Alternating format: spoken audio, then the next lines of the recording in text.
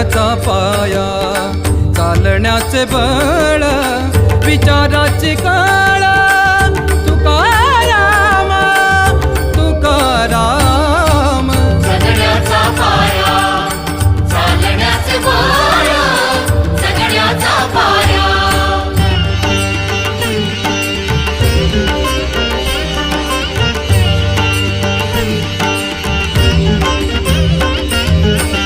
शब्दांचे इमान, अक्षरांचे रान, शब्दांचे इमान, अक्षरांचे रान, अभंगाचे पान.